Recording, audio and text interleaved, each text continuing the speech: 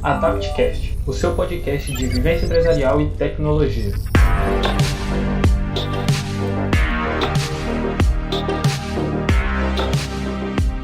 Pessoas, bem-vindos a mais um AdaptCast. Aqui é o Hilário e eu sou o gerente de marketing da Adapt. Depois de 2 episódios focando em soft skills e marketing, dessa vez nós vamos abordar um tema mais técnico, né? O fluxo de desenvolvimento numa empresa júnior e sênior.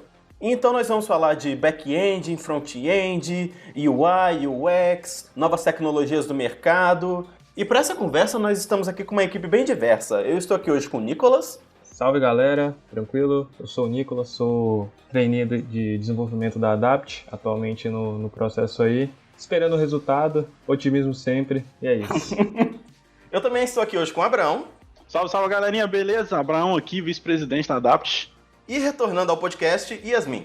E aí, galera, dessa vez mais animada, né? Porque houve reclamações que eu estava desanimada, mas é isso aí. Reclamações dela mesma, mas enfim.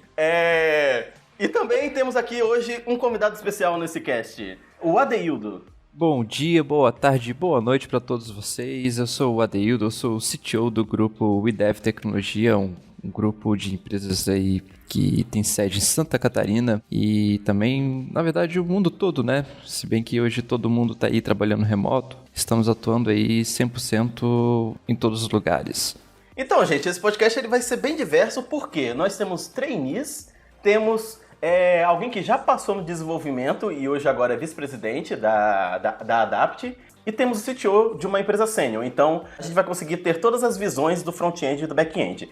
Então, primeiramente, Abraão, eu queria saber como que funciona a estrutura, né, do back-end e do front-end da Adapt, porque eu, como sou da área do marketing, eu sou responsável por fazer a definição de requisitos, né? Então, eu sou a pessoa que vai para a reunião com o cliente, pega o que o cliente quer, faz a ata de requisitos e manda para o desenvolvimento. Aí eu queria saber de você, depois, o que acontece? Depois que vocês recebem essa ata, como que funciona a questão de front-end, como que funciona a questão de back-end, até mesmo o design, o UX, UI da Adapt? Maravilha, cara. Não, show de bola. Deixa eu só fazer um disclaimer aqui, galera, para quem tá ouvindo. Eu participei do desenvolvimento na Adapt no ano de 2020 todo. Isso foram 2 projetos de SAT dinâmico. Então vamos lá. O que a gente faz agora? A gente estrutura o projeto, né? O projeto ele é composto no back-end aqui pelo Laravel, né? Rodando em PHP. E o nosso front-end a gente vai em HTML, CSS, JavaScript, usando ali na própria Blade do Laravel. Aí a gente também consegue modelar a parte de UX, ou todo o visual do projeto antes do código de fato, né? A galera do Figma, a galera de UX alinha com o cliente certinho, como é que eles querem que fique o visual, toda a paleta de cores, a usabilidade do projeto, e depois disso a galera do front-end traduz isso nas formas das blades do Laravel, né? Para quem não tem ideia do que a gente está falando, é a parte visual da ferramenta, no caso. Dando uma ênfase no que o Abraão falou, a parte do UX e UI, o pessoal de marketing digital que fica responsável por criar o layout, pensando na experiência do usuário e numa interface muito bonita também. E galera, uma explicação mais simples para quem não entende alguma coisa sobre desenvolvimento e programação. Basicamente, o front-end são os ossos e tipo, o seu corpo, e o back-end são os órgãos, é o que faz o site funcionar. Ou seja, quando você está fazendo sites, sistemas, etc., você faz o funcionamento do seu corpo e depois você trabalha em como esse corpo vai ser, entende? Rapaz, que filosófico. Eu achei maravilhoso, porque é bem contextualizado. É uma boa explicação mesmo. Ô, Nicolas, já que você deu a explicação do front-end e back-end, para você, o que é o UX e UI? Cara, então, não é uma ferramenta, não é uma tecnologia em si, mas é um conjunto de conceitos, sabe? UX é a User Experience, ou seja, a experiência do usuário, ela está focada em como a sua interface ela vai reagir com o usuário mexendo nela, ou seja, ela deve cumprir com alguns, vamos dizer, deveres que entram em vários conceitos, como sinalização, cores, como as cores devem ser usadas, e a User Interface entra nisso junto com a User Experience, ou seja, você vai ter um botão de sair vermelho, entra a User Experience e a User Interface, porque você está colocando a cor, indicando o tipo de ação que aquele botão vai fazer. Eu não sei se deu para pegar claramente, mas é basicamente isso. Não, sim. Aqui, como a gente está pegando o geral das coisas, né, para pelo menos contextualizar no início desse programa, é interessante você fazer esse tipo de analogia. Complementando o que o Nicolas falou, no marketing a gente utilizava, né? Quando fazia parte do marketing digital, eu e a Kathleen, a gente tinha meio que um passo a passo, uma to-do list para ir cumprindo, principalmente em questão da interface, né, do UI. A gente utiliza o Figma, né, para a construção da interface da aplicação, né, que o cliente quer da gente. Primeiro, a gente faz a geração de ideias, né, através da ata de pré-requisitos que vem do marketing, como o Hilário falou. Depois a gente coleta algumas referências de acordo com a identidade visual do cliente. Aí a gente vai montando assim como que vai ficando o site. Isso tudo fora do Figma, por enquanto. É tudo no papel, tudo ideias. Aí depois que a gente passa para o Figma realmente, criando um wireframe, né? Que seria a parte preto e branco. Nessa parte a gente vai montando quadradinho por quadradinho, assim, onde que cada ícone vai ficar. Por exemplo, a navbar, que é tipo o menu do site que fica lá em cima. A gente vai, coloca um quadradinho ali, aí fala, aqui vai ficar o início, depois fica o Somos Nós, depois fica o contato, o blog. Depois disso, feito em preto e branco, né, o wireframe, a gente vem com as cores e a tipografia de acordo com a identidade visual do cliente. A tipografia seria a fonte, né, vamos falar assim. Se vai ser mais fininha, se vai ser bold, que é mais grossa, se vai ser negrito, esses tipos de detalhes. Até mesmo no botão. O Nicolas pode falar do botão aí, vai, Nicolas. Você gosta do botão? Você gosta de botão? O que é isso? Cara, é porque assim... Quero entender também. É porque assim, eu gosto muito de mexer com front-end. Front-end é minha praia. E cara, desde quando era menorzinho eu mexia muito com Photoshop, essas paradas. E sempre mexia com esse negócio de efeito, né? Eu usei muito After Effects antigamente. Aí eu comecei a mexer na programação, comecei a aprender o front-end e me chamou muita atenção. Tipo, apesar de fazer, de saber fazer, não é muito minha praia mexer com back-end. Então, tem um canal no YouTube que eu assisti o dia inteiro só de efeito de CSS, efeito de JavaScript. E quando eu tô meio à toa, eu gosto de ficar testando botão com hover diferente, botão com as transições diferentes, e sempre tem isso, porque eu acho que esse tipo de efeito, ele traz muita dinamicidade aos sites, entende? Não uma coisa muito espalhafatosa, muito que chama tanta atenção, mas um efeito mais discreto, só que bonito, ele agrega muito a identidade do site. Você tira ele daquela normalidade estática, né? Sim, cara. Gente, usem e abusem dos efeitos do CSS, do hover. Desse tipo de coisa é feito pra você usar nas coisas. Então, Yasmin, pelo jeito, ela tá entrando agora, né, na verdade, no desenvolvimento, tá pra sofrer o processo de aprovação, né, dos trainee. O Nicolas, ele gosta muito de front-end, mas o Abraão, ele trabalhava com o back-end da empresa. Você tem alguma coisa a acrescentar sobre isso, Abraão? Rapaz, na verdade, a Adapt, ela é... Bom, em termos superficiais, full stack, né? A gente não trabalha só com back-end, né? Ao mesmo tempo que você está construindo as regras de negócio da aplicação, você está construindo a parte visual também. Então, cara, se eu for aprofundar aqui um pouco mais sobre o back-end, a gente criava as regras de negócio ali dentro dos controllers, fazer o que a gente chama de CRUD, né? Para quem não sabe, é uma série de funções por trás da relação do usuário com o banco de dados, né? Que é o Create, Read, Update, Delete.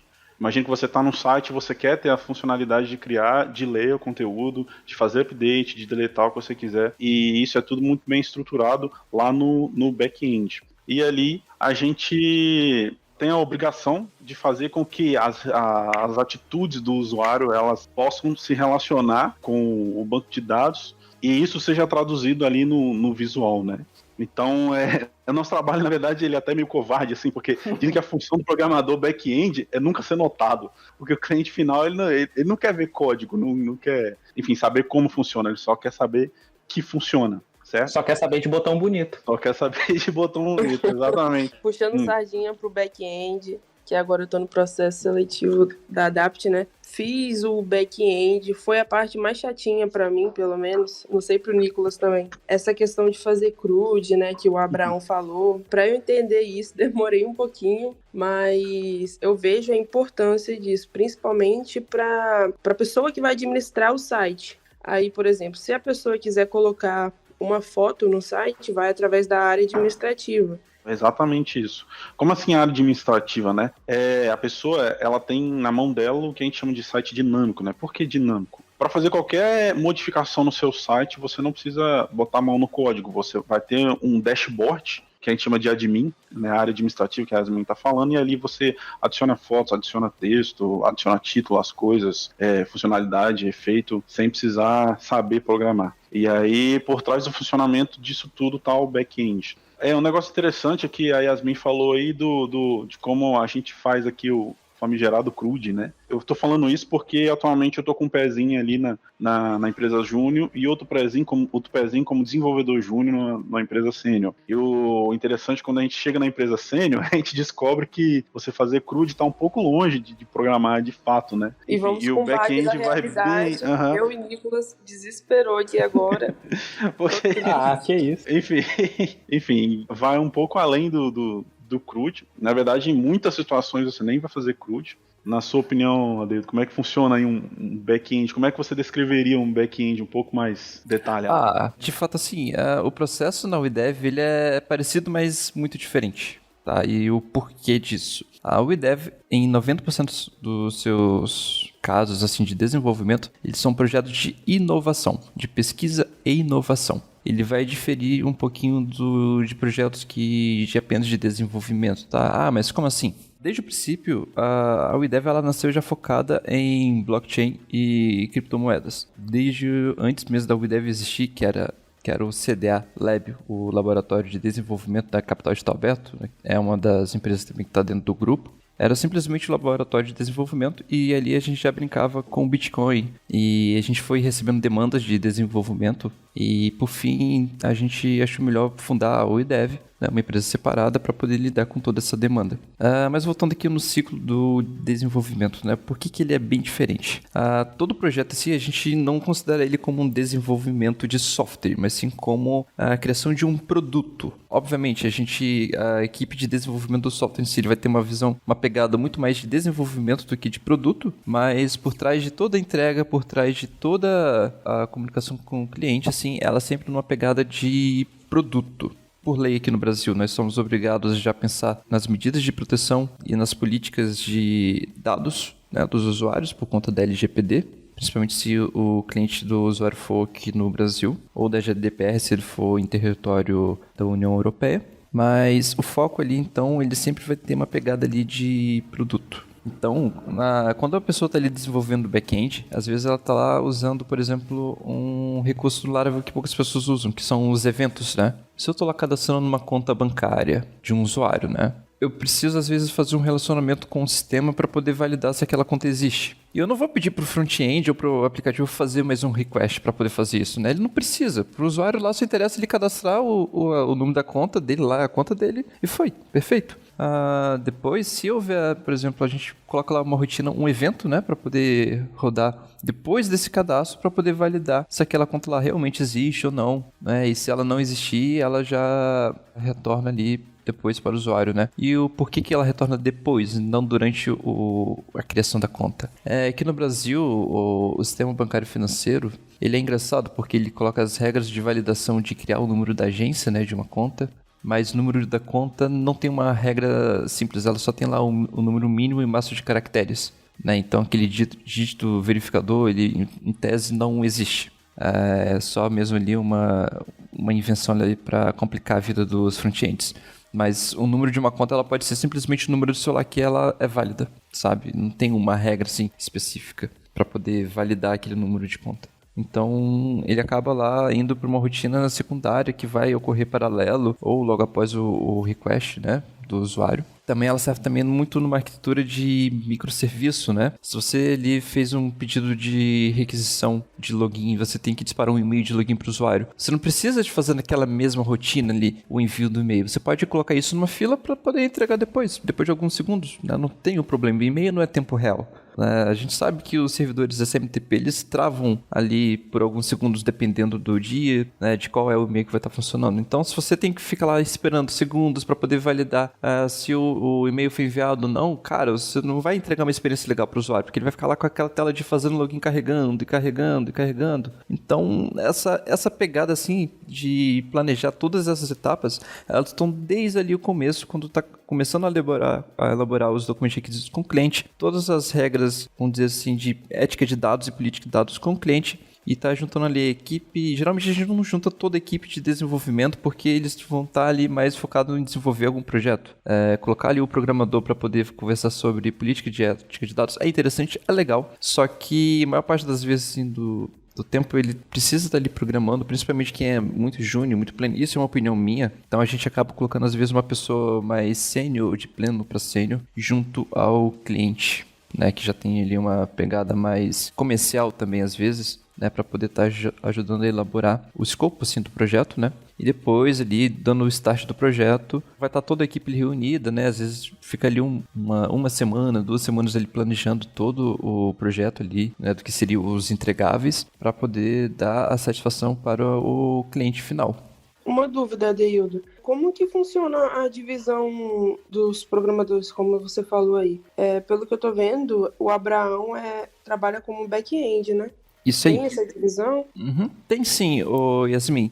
O que acontece? Existem diversas divisões, assim, em termos de...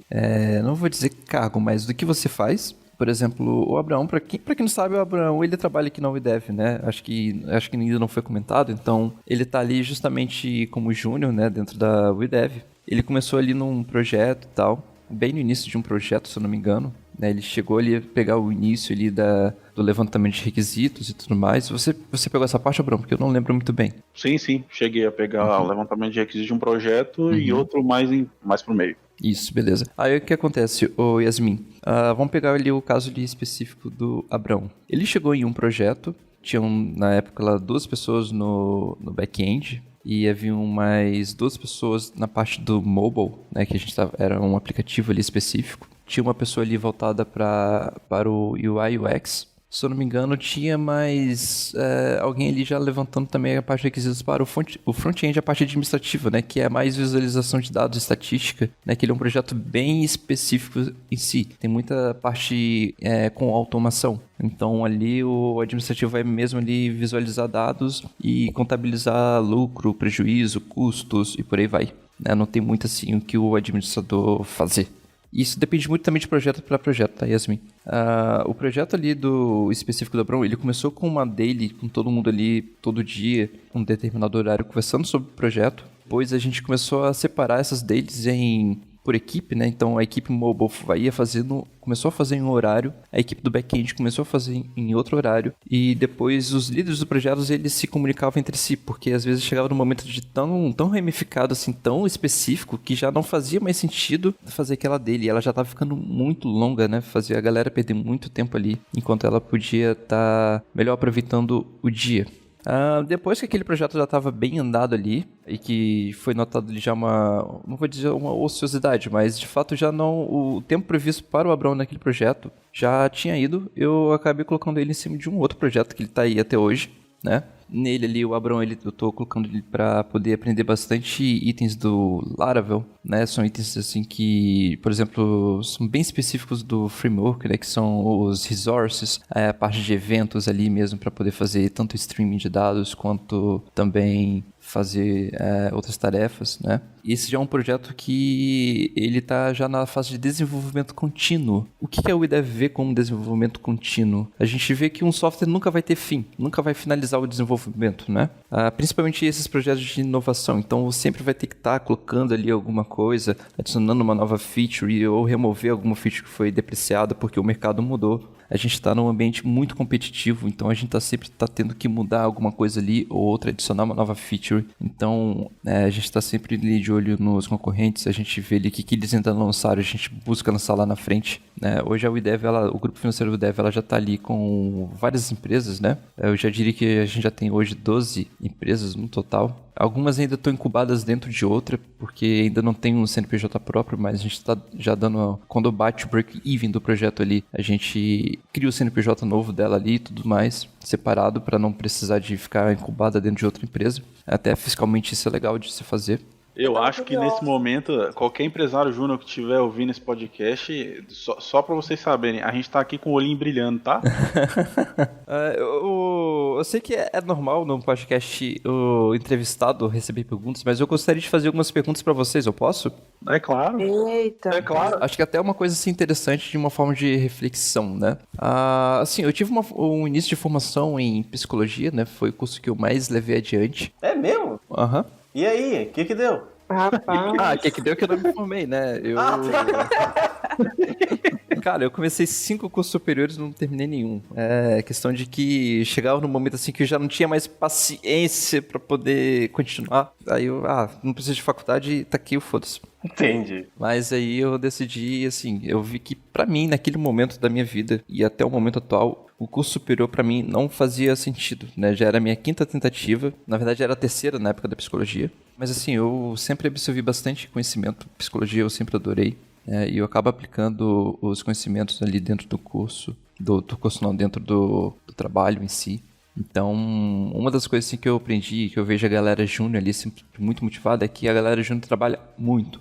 Mas antes eu quero definir o que é trabalho. Quando eu falo trabalho aqui agora, é o tempo que você estuda, o tempo que você está fazendo algum serviço, nem que seja, por exemplo, um projeto open source, e o tempo do seu trabalho financeiro ali, que é o emprego. Então, o trabalho, eu não vou lembrar o nome do autor agora, o autor ele considera o trabalho de estudar na faculdade em si como também trabalho. Então você vê uma galera ali que está na universidade que às vezes tem que estudar ali 4 horas por dia, 5 horas por dia, dependendo, às vezes até mais, né? Então, vamos colocar uma média ali, 4 horas de trabalho na faculdade todo dia.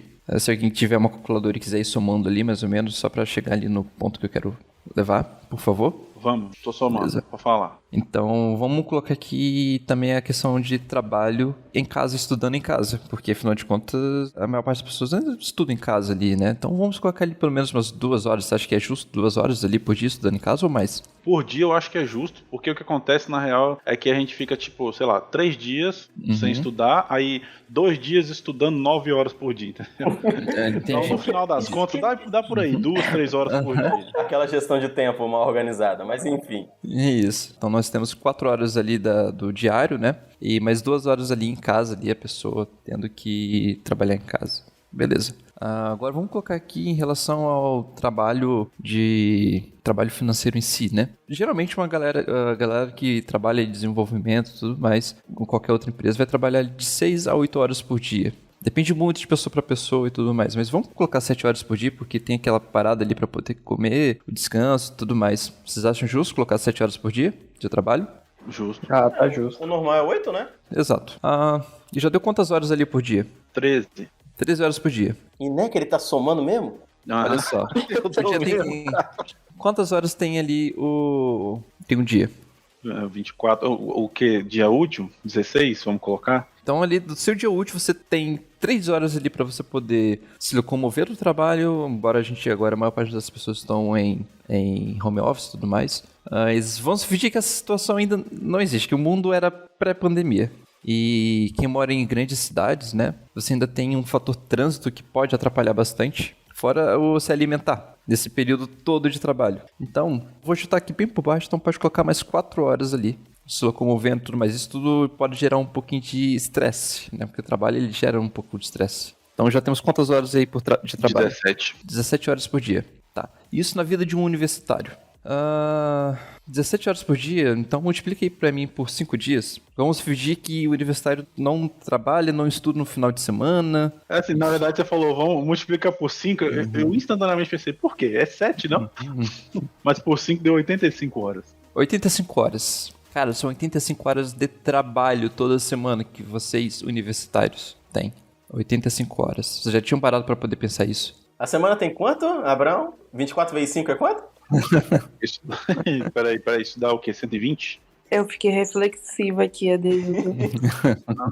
Eu pensei que ia ter muito alívio cômico hoje aqui, muito papo maneiro sobre empreendedorismo e tal, mas isso foi extremamente reflexivo, cara. A gente passa 70% da semana, da segunda a sexta ali trabalhando. Eu trabalho ali em média, eu tava fazendo contas aqui agora, dá mais ou menos também ali umas 80 horas por semana. Gente, vocês universitários, vocês têm a mesma carga horária de um executivo de uma empresa.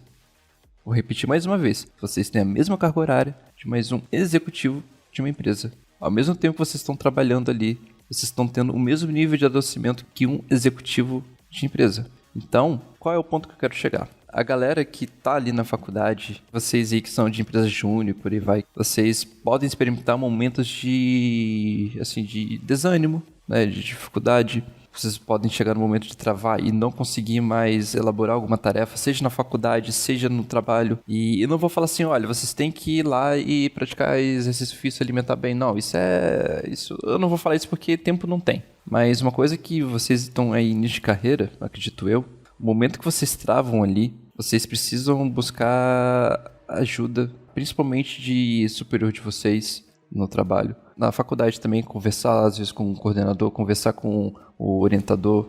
Prazos estão ali, é bem difícil de mudar prazo, porque o cliente quer prazo naquela data, quer antecipar até. Às vezes a faculdade ela não tem como estender porque os professores vão estar de férias. Mas uma coisa bem interessante assim que vocês têm que levar em conta, principalmente a galera júnior que ainda tem que estudar o próprio framework ali, né? Às vezes, por exemplo, na UIDEV eu entendo isso muito e eu falo, olha só galera, nesse sprint aqui vocês vão pegar metade do horário para poder desenvolver, a outra metade vocês vão estudar.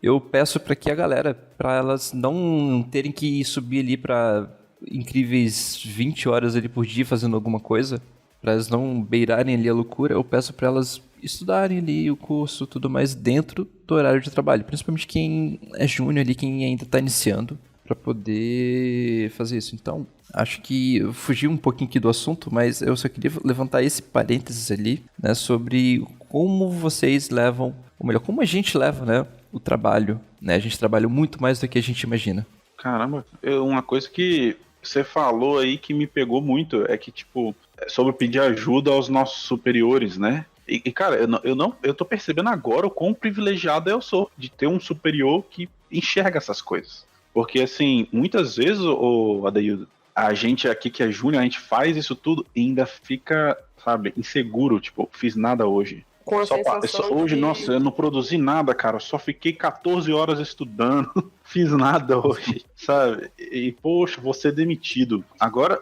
gente, recado para os empresários juniores e empresárias juniores. Olha o quão privilegiado a gente pode ser de ter um líder que tem essa noção, entendeu? Que eu não sei se você sabe, Adeildo, mas aqui a galera morre de amores por liderança, né? Por liderança eu tô querendo dizer, no sentido real da palavra, todas as características, entendeu? Uhum. Nossa, cara, que irado, mano. Você tá demonstrando muito isso aqui. Eu tenho certeza que tem muita gente nesse momento ouvindo esse podcast falando, putz, eu vou ter que pesquisar o IDEV no LinkedIn, eu quero trabalhar nesse lugar agora. Olha, estamos contratando bastante gente, tá? A gente tá ali no momento que tá contratando. Mandem o currículo de vocês. Olha só, galera. Olha isso, mexe. Só vem, Vendo só lá vem. agora. Mas assim, o Abrão, e por que isso a gente aplica dentro da UDEV, né? Aquilo que eu falei mais cedo, a UDEV é uma empresa de inovação. Então, essa parte de pesquisa, essa parte de estudo, ela tá presente na rotina. Ela tá presente dentro do trabalho ali que a gente realiza. É claro, né, que varia muito de projeto para projeto. E querendo ou não, em empresas de inovação, ela é muito acelerada, né? Por exemplo, hoje eu percebi que é dia 1º de maio. Cara, de janeiro pra cá, pra mim o tempo passou tão rápido que, pra ser sincero, parecia que foi apenas 2 meses, assim, de tão rápido que passou. Cara, esse dia eu olhei, poxa, a sensação é de que faz 2 semanas que eu tô na UniDev. E eu entrei em janeiro, né? Daqui a pouco faz 4 meses. E, assim, cara, é uma rotina de você tem tanto tempo assim que você não fica ocioso, de certa forma, né? Tá imerso ali, sabe? Tá dentro ali do projeto, tá vivendo o projeto. Então a gente acaba ali fazendo, às vezes, algo que goste. E quando a gente gosta de alguma coisa, o tempo passa mais rápido, assim, a percepção. Por exemplo, você sabe aquela aula daquele professor chato? Parece que o tempo nunca passa. E aquela aula boa, ela passa rápido pra caramba. É essa a percepção do tempo, né? Que o corpo tem com aquilo que a gente gosta e aquilo que a gente não gosta. Eu gostei bastante que você acrescentou isso na questão de o tempo que a gente trabalha e não está consciente disso, né? Porque isso relaciona de como que o trabalho é feito numa empresa júnior e como que ele também é feito numa empresa sênior, e a gente não tem muito essa noção, né, da disparidade ou de até mesmo em questão de carga horária, né? Elas até se equiparam, né? Eu queria saber de você, levando em conta que agora as pessoas estão em home office, então a gente pode tirar tempo de trânsito, pode tirar tempo de locomoção. Eu queria saber como que funciona numa empresa sênior, porque na Adapt a gente trabalha, por exemplo, aqui na Adapt a gente trabalha com a metodologia Scrum e a gente já mostrou que é até um pouco setorizada, né? Mesmo que seja full stack, a gente tem a equipe de marketing comercial que recolhe as definições de requisitos, tem a equipe do digital que monta o Figma, aí vai pro back-end, vai pro front-end. Eu queria saber, na Sênior, como que funciona essa questão de metodologias organizacionais, essa questão da comunicação na equipe, agora que está todo mundo em casa, para saber qual que é a autonomia do profissional que trabalha numa empresa Sênior, entende? Entendi, Lara. Boa pergunta, tá? Vamos pegar ali desde o início ali do cliente, por aí vai. A minha equipe, ela sempre foi 100% remota. Todas as equipes com que eu trabalhei, elas são 100% remotas. Na WeDev também, a gente também tem equipe de profissionais presenciais que lidam com IoT, né? Então eles ficam locados no escritório ali, por aí vai. E como a gente tem ali várias empresas no escritório, então ali a gente acaba recebendo ali, às vezes, o cliente, por aí vai. A gente dá atenção primária ao cliente. O que eu quero dizer com isso? Quem vai estar recebendo ali o cliente na primeira visita ali é um dos sócios da empresa, ou então é quem vai estar fazendo a primeira chamada com ele no Macau, por aí vai. A gente faz ali uma primeira conversa, um café, a gente apresenta ali a empresa, né? Geralmente ele já vê ali no dia a dia, a gente tem um espaço assim, bem bacana assim, externo ali no nosso escritório, que tem uma vista para o mar e tudo mais, então a gente tem uma conversa ali mais agradável com o cliente ali para poder conhecer o cliente, né? Porque hoje a WeDev, ela não pega qualquer projeto. Existem muitos clientes que chegam lá, a gente conversa e fala assim, olha, infelizmente a gente não pega esse tipo de projeto, mas a gente tem essa outra empresa aqui para poder indicar e por aí vai. Então a gente tem essa pegada justamente que a gente quer, assim, empresas que queiram ser nossos sócios e que queiram inovar. Em relação a equipes, a gente usa bastante ali o Slack. A gente faz todas as integrações ali no Slack, a gente pega o GitHub no Slack, o Meet do Google no Slack. Antes também a gente mantinha o Zoom. Então, cada canal lá vai ter uma equipe do projeto como um todo e você pode eu dou a liberdade para eles poderem criar um outro canal lá de qualquer assunto. Se alguém lá é blogueiro e quiser criar um canal lá, beleza, ele pode criar, não tem nenhum problema. E muitas das empresas com a gente presta algum serviço, elas também usam o Slack, então a gente usa o Slack compartilhado. Não sei se o Abrão já anotou lá, mas tem lá o IDEV traço o nome de alguma empresa. Então a gente conversa bastante ali também pelo Slack, né? E as videoconferências também na hora da daily, para ter aquele contato ali humano e por aí vai. Cada equipe ela estipula um horário, né? Eu peço que sempre a gente tenha 100% de consenso para poder estipular o horário. Mas assim, o horário de trabalho mesmo ali, cara, cada um faz o horário que quiser. Só peço que sempre que possível responda a pessoa ali no Slack, ou às vezes no WhatsApp também. Porque às vezes a falta de uma resposta ela trava o trabalho da pessoa. Então se eu tô travado ali 9 horas da manhã, mas quem pode me ajudar só começa a trabalhar 11 horas da noite, então o que eu vou fazer esse tempo todo? Acontece? Mas então, quando você monta, eu não sei nem se essa faz parte do seu trabalho, mas quando você monta uma equipe, vocês levam em consideração se a pessoa é mais diurna, noturna, essas características de trabalho organizacional ou não? É só conhecimento mesmo? Depende muito de projeto, tá, Hilário? Vou te explicar aqui por quê. A WeDev, ela tem uma empresa irmã que ela fica em Marrocos. Ela é uma empresa parceira nossa, de um sócio nosso. Então, eles estão, por exemplo, a 4 horas na nossa frente, se eu não me engano. E agora eles estão no período do Ramadã. Então, eles só vão começar a trabalhar quando o sol se pôr lá. Acho que o Abrão ainda não teve a oportunidade de fazer uma chamada com eles, mas... Não, tô sabendo disso agora. Então, é a Twins. Elas são grandes parceiros nossos ali e tudo, mas eles não usam Slack, né? Eles usam outros canais ali de comunicação, né? Mas de vez em quando a WeDev e a Twins fazem algum projeto juntos, né? E isso é bem levado em conta ali quando vai ser feito o trabalho junto. Em relação à equipe aqui no Brasil, eu não levo muito em consideração, eu levo mais em consideração o fuso horário da pessoa. Já teve momentos assim que a pessoa da equipe, ela morava no Acre e eu tinha esquecido lá que são 2 horas ou 1 hora menos em relação a Brasília. E a gente marcou a call às 2 horas da tarde, era meio-dia, eu tava almoçando, ela tava lá mandando mensagem, por que a call ainda não começou, por que ainda ninguém tinha chamado ele, por aí vai, se ele tava no canal errado. Aí foi assim, não, é só daqui 2 horas, né? Horário de Brasília, amado. Pois é, aí depois disso eu comecei a alinhar, né, os horários certinhos. Eu acho que ou ele tava em Fernando de Noronha, ele tava em Brasília, eu não lembro bem, tem um bom tempinho assim. E na questão de organização do front-end e do back-end, se existe alguma metodologia para as equipes, como que funciona essa questão da comunicação, se o pessoal tem autonomia de, eu prefiro fazer back-end, eu prefiro fazer front, ou é determinado de acordo com a necessidade do projeto, as skills da pessoa, etc. Boa pergunta, Tailário. Isso depende muito, tá? O que acontece? Quando uma pessoa entra júnior na WeDev, ou que tem base 0 ali, ou que teve alguma experiência de estágio, uma experiência bem pequena ali, tipo de 6 meses a 1 ano em alguma tecnologia, eu faço com que por mais ou menos 2 anos ela passe por desenvolvimento mobile, por desenvolvimento front-end, por desenvolvimento do back-end, assim, que ela estude outras linguagens de programação, né? O porquê disso?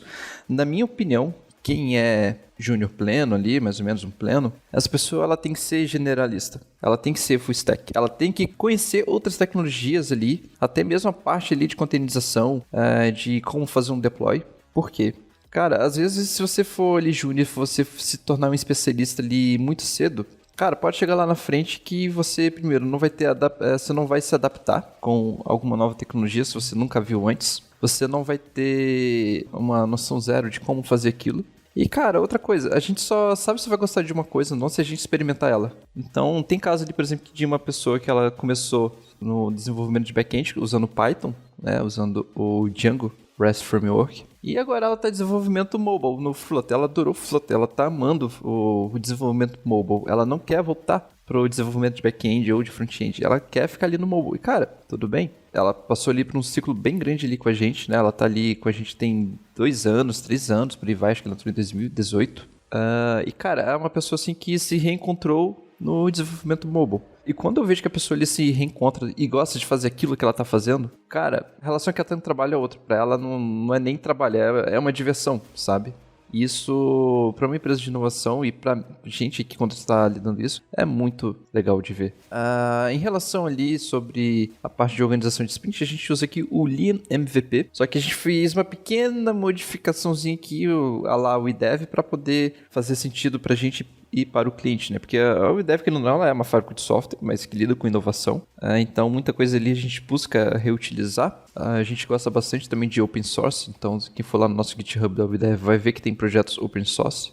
Então, grande parte de projetos a gente acaba utilizando dentro de outro ali, né? Para poder facilitar e diminuir o custo também para o nosso cliente, né? Que ninguém gosta de receber uma facada. E, querendo ou não, o custo de um projeto de desenvolvimento e inovação ele é mais caro, assim, porque ele lida com pesquisa, né? Não o tempo todo que você está produzindo entregáveis. Uma parte do tempo você está produzindo conhecimento, né? De uma forma abstrata, você entrega para ele o conhecimento, não é apenas o produto em si. Uhum. E uma coisa interessante que eu gostei que você falou, que a gente que tá em empresa júnior, né, a gente entra aqui para aprender. Então, muitas pessoas entram aqui com conhecimento zero e aqui a gente passa pelos setores da empresa ou escolhe um setor específico para realmente aprender como que aquilo funciona. E é muito interessante ver que empresas sêniores funcionam assim também. É aquele negócio, né? Plataforma a pessoa aprende. O importante é as skills que aquela pessoa tem, né? Porque plataforma cada empresa tem a sua e você aprende como que cada uma funciona.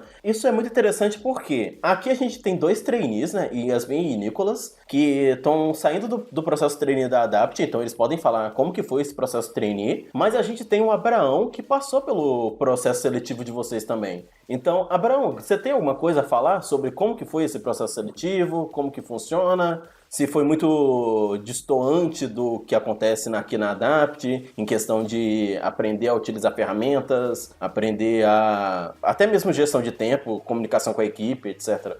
Cara, na verdade, a minha entrada na UiDev, eu acho que ela vem de antes do processo seletivo, sabe? Porque enquanto eu tava na Adapt, enquanto eu tava aprendendo programação, isso desde 2019, eu já conhecia o Adeildo e a gente já tinha uma relação de mentor-mentorado. Tô desenvolvendo um projeto aqui da Adapt, por fora tô mandando mensagem pra ele ali no WhatsApp. Adeildo, olha isso aqui, cara. Você consegue me ajudar, por favor? Era isso mesmo.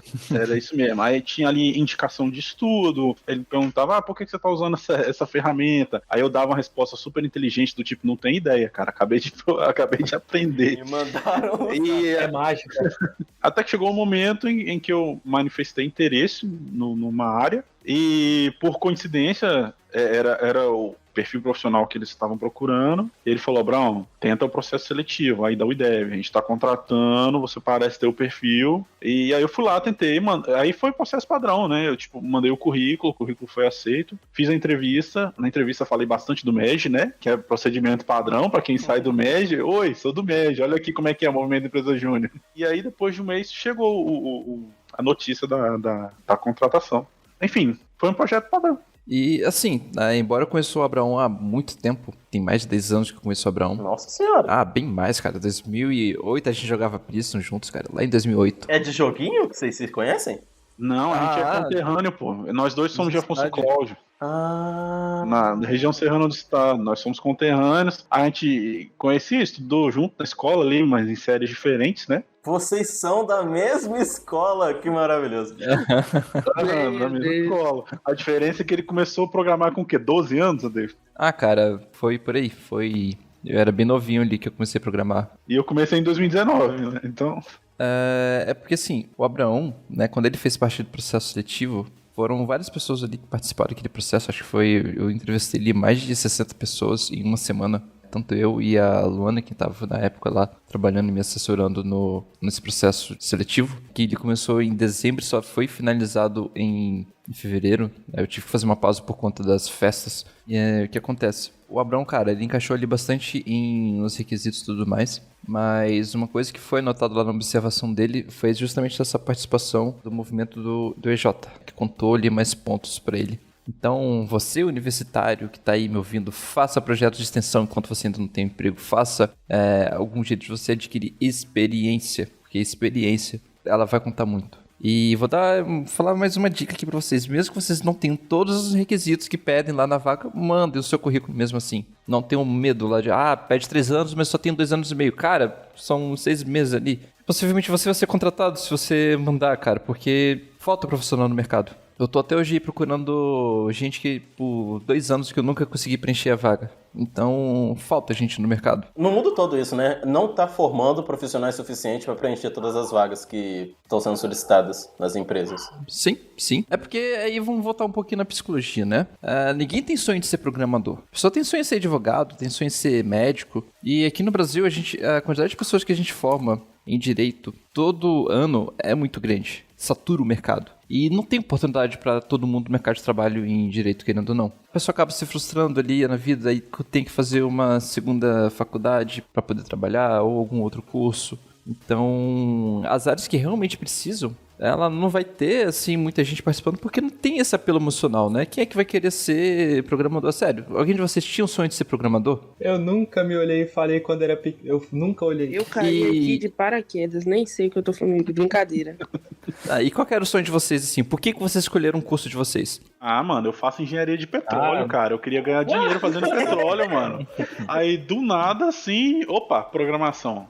Fala sério com vocês mesmo. Pra mim, começou com uma ambição vinda de mídia, sabe? Assisti uma série que falava de tecnologia.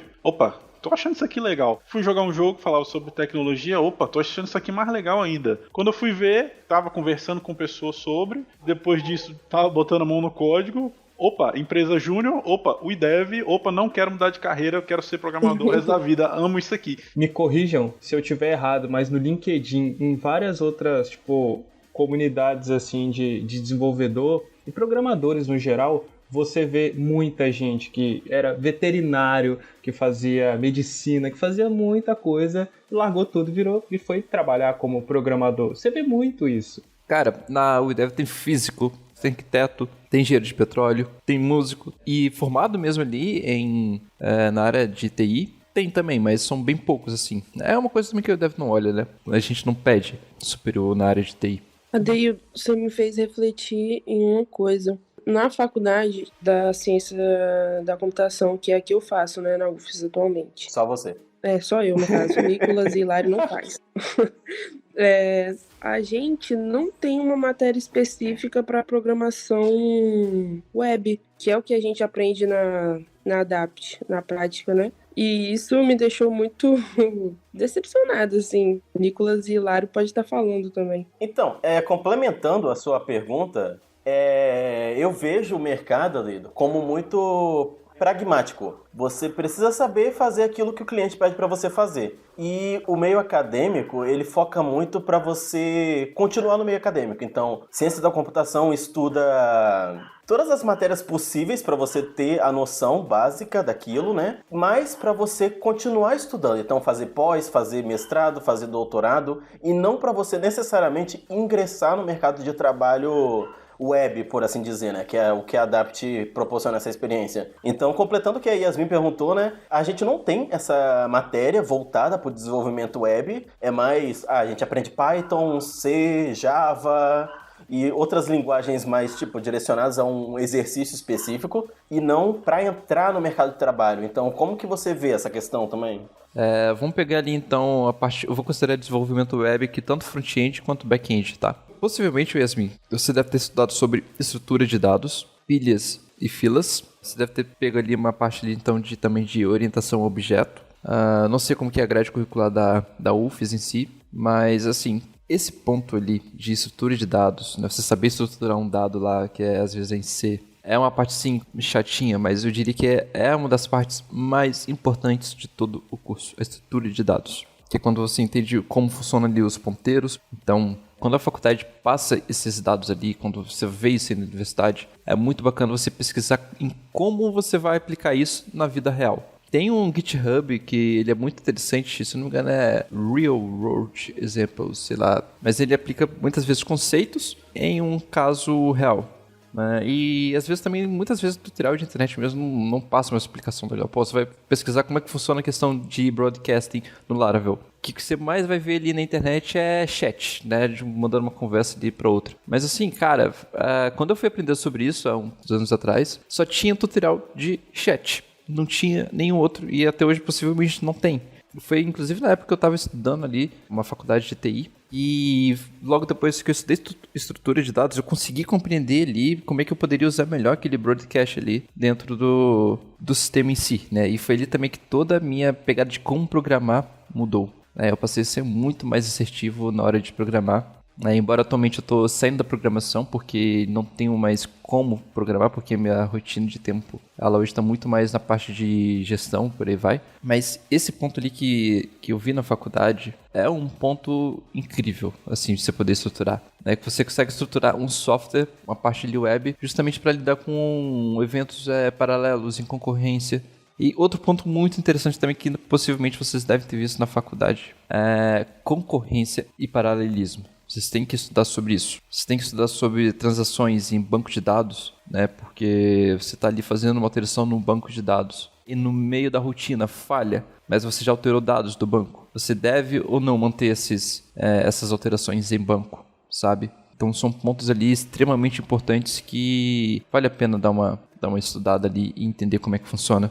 Eu acho que a gente deve ver isso em banco de dados. Tipo assim, não existe uma matéria específica para programação web, como a gente está englobando aqui front e back-end, né? Mas como você falou, tipo, estrutura de dados, a gente vê, eu tô vendo agora, né, que eu tô fazendo. Oberlan, se você estiver ouvindo isso... 10 dias para entregar. Ai, deixa quieto, não vou falar sobre isso não. Tem estrutura de dados 1 e 2, tem a matéria de banco de dados também. São matérias específicas para coisas que a gente pode estar aplicando, né, no desenvolvimento web.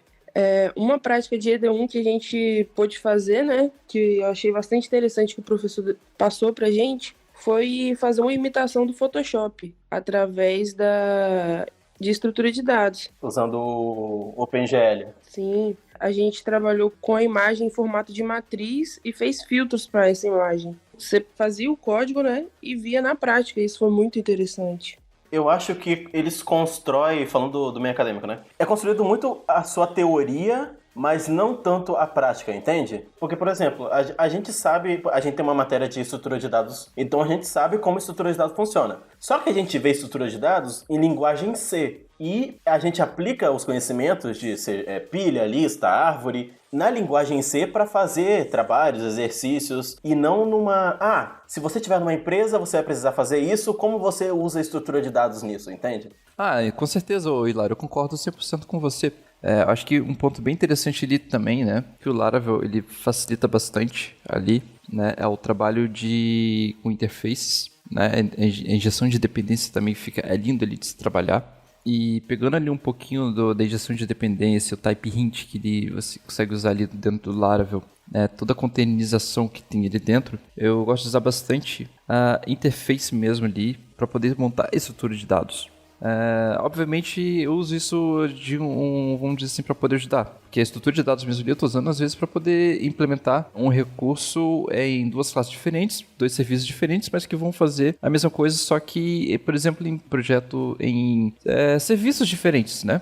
Vamos pegar aqui algo que vai entrar na moda agora aqui no Brasil, que é o Open Banking, né? Você tem lá a classe banco XPTO e banco YZX, né? Vai ter a função de extrato, vai ter a função de transferência, vai ter função de saldo em todos esses bancos. Então você cria lá uma interface para você poder declarar esses métodos e obriga com que essas classes que vão ter esses métodos utilizem essa interface. Que aí você já vai conseguir garantir ali o mesmo tipo de retorno, você vai poder garantir ali um mesmo tipo de dado a ser inserido e enviado, né? Mesmo que tenha ali uma abstração na hora de implementar cada método, né? Porque às vezes tem que autenticar 3 vezes e mandar o token para o banco XPTO, mas para o banco XYZ é só o token da API. Vai ter essas diferenças, mas você consegue garantir que o retorno seja ali o mesmo sempre. E aí entra um pouquinho a questão de como que eu uso ali a estrutura de dados, né? Eu gosto de usar muito, retornar uma outra interface para poder trabalhar em cima dela.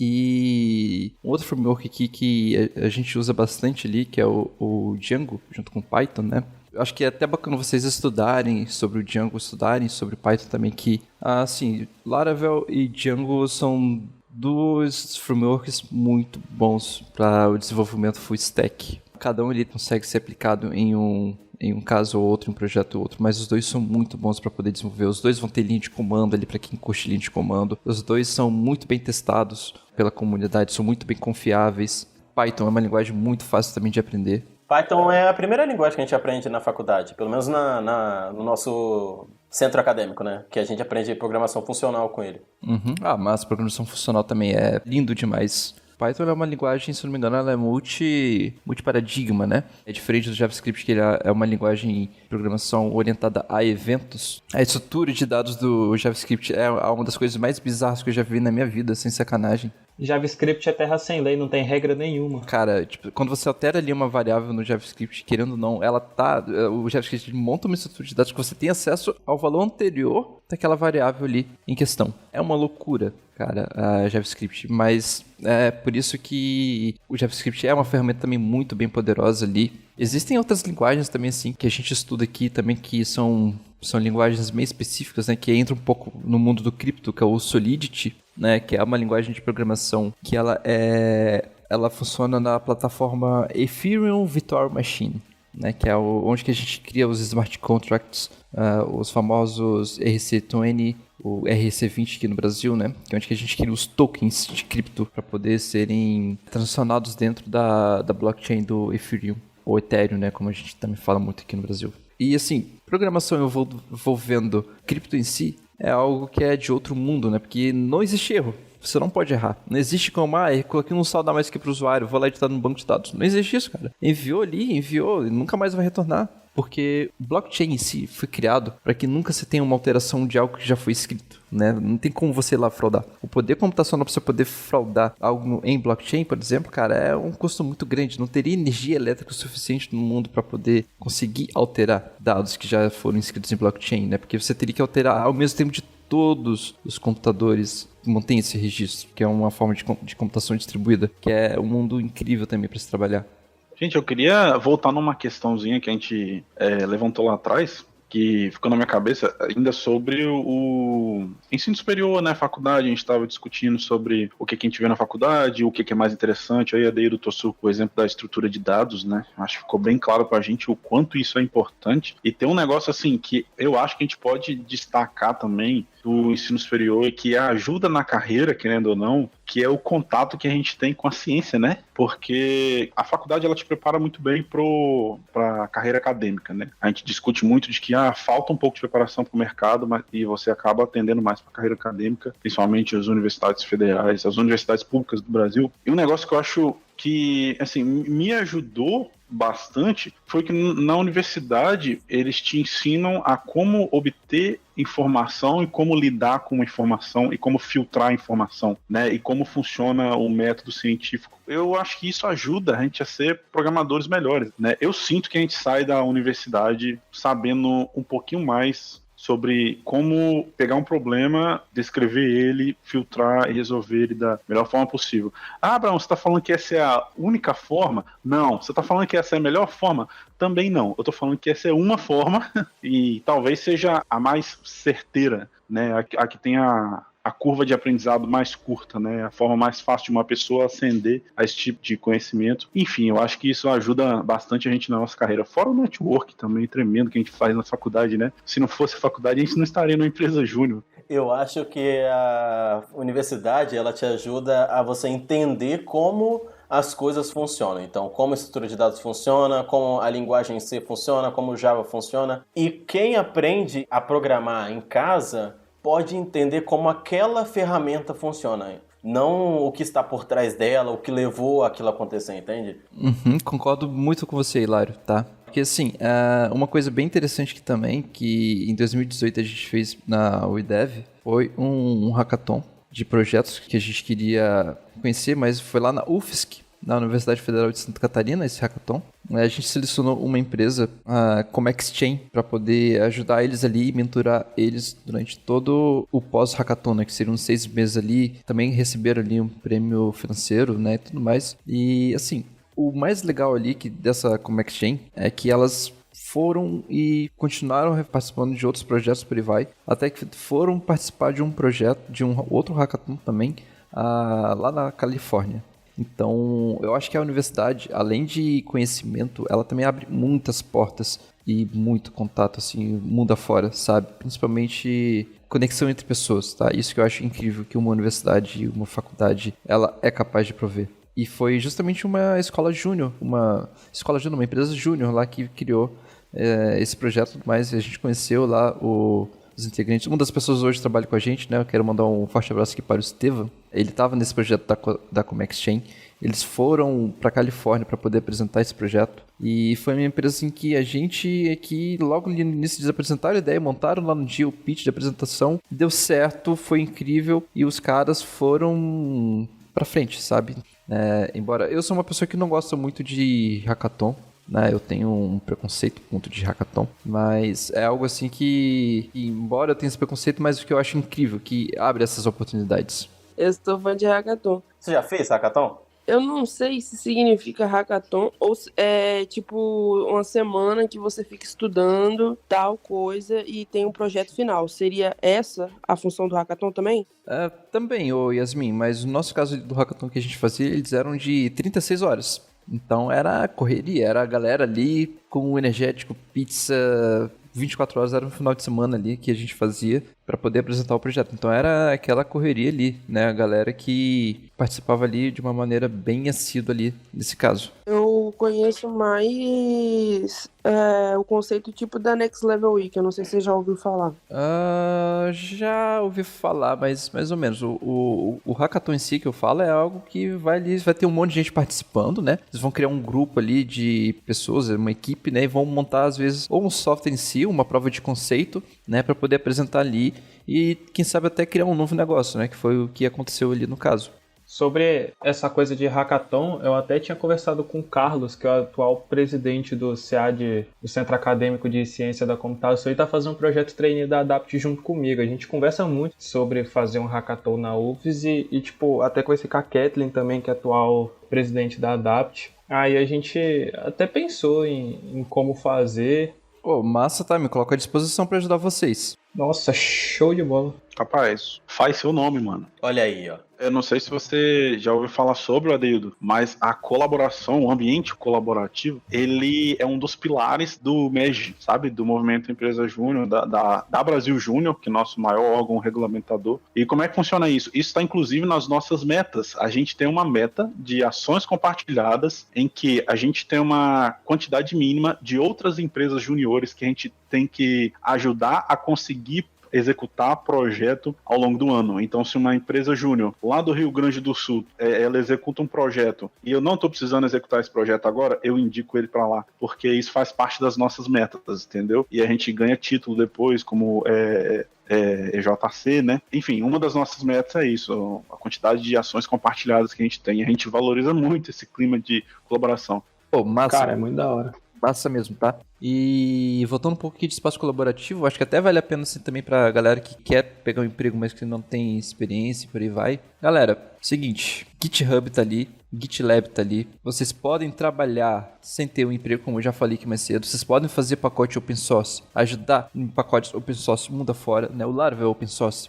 Vou até dar um exemplo aqui de uma colaboração que eu fiz essa semana, né? O Abraão tava lá com uma atividade de fazer uma atualização de versão e tudo mais. Só que tinha um pacote lá que ele tava defasado, né? Tava 6 meses sem receber atualização. Era uma dependência, assim, que tava chata, né? Eu cheguei a tirar a dependência, mas tipo assim, pô, é um pacote que mais gente não vai conseguir atualizar a versão por conta disso. Então eu vou entrar lá no GitHub, vou começar a falar algumas coisas e vou mandar um e-mail pro mantenedor do pacote. Deu 3 dias, o cara foi lá, respondeu e viu que de fato estava desatualizado. Cara, agradeceu, atualizou o pacote, foi feito deploy, resolveu o nosso problema e pode ter certeza, resolveu o problema de muita gente que estava ali sem poder atualizar porque usava o pacote dele. Então, o legal do GitHub ali é que você pode colaborar ali com o pessoal, sabe? Tem muita coisa ali, às vezes você encontra lá uma falha de... até documentação assim, sabe? Pô, não tem... a documentação não tá legal, tá incompleta. Vou lá, vou escrever um pouquinho e mandar um commit ali. Abre uma pull request e tá lá sua colaboração, vai ficar gravado para sempre e parabéns, você tá ajudando outras pessoas de outras empresas, você não sabe de onde, de qualquer lugar do mundo ali, que a sua colaboração vai ajudar ela. Então essa pegada colaborativa é muito boa, é uma coisa que eu na hora de contratar levo muito em conta. Cara, uma coisa maravilhosa e que eu acho que reforça muito isso é só você olhar para o mercado de tecnologia e parar para pensar que as pessoas são contratadas para aprender, entendeu? O conceito de desenvolvedor júnior, né? Você contrata uma pessoa e ajuda aquela pessoa a crescer, você ensina aquela pessoa.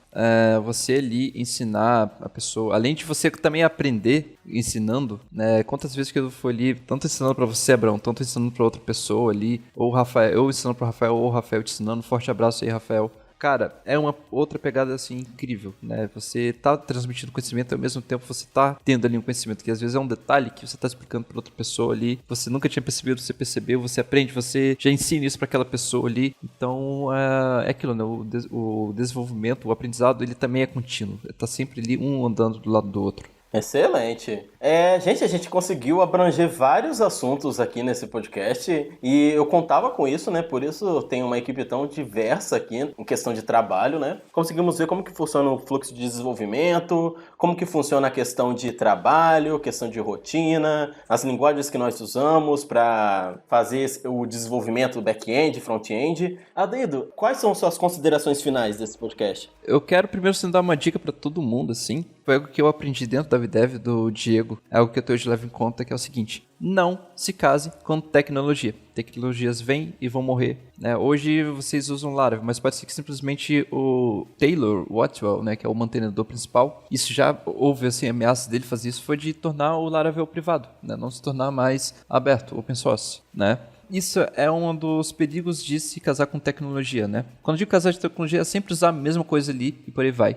Vocês que são júnior ali, pleno, sejam generalistas, aprendam um pouco de cada. Obviamente, ninguém quer se tornar um patinho feio, mas depois de 5 anos ali, entendendo ali o desenvolvimento, entendendo ali o lado do servidor, vocês vão ter uma área muito grande que vai se destacar lá na frente. Não tenham pressa em se tornar especialistas, tá? Falando um pouquinho da WeDev, a gente tá com vaga aberta, a gente tem vaga para júnior, para pleno, para sênior, a gente tem vaga para comercial, a gente tem vaga para UI, UX, a gente tem vaga para uma infinidade de coisas. A WeDev, ela cria muito sistemas voltados para o mercado financeiro, né? E principalmente cripto. Se tem uma coisa que até hoje eu nunca consegui contratar, é alguém que conheça sobre cryptocurrency aqui no Brasil, sobre blockchain, sobre Solidity. A gente sempre tem que ensinar. Não que seja um problema ensinar, mas quando uma pessoa ela já tem uma base ali, já sabe mais ou menos como funciona, já facilita muito ali o trabalho. A gente consegue encurtar prazo, a gente consegue fazer um custo menor para o cliente, né? Isso leva muito em consideração ali. Então aprendam as novas tecnologias, estudem sobre novos paradigmas que estão vindo por ali. O WeDev está sempre aqui de portas abertas, tanto a nossa base aqui em Santa Catarina, e um dia espero poder voltar a abrir no Brasil, que a gente tinha em Vitória, a gente tinha em Curitiba, a gente tinha em Florianópolis, né? Voltar com os escritórios presenciais é uma vontade muito grande que eu tenho.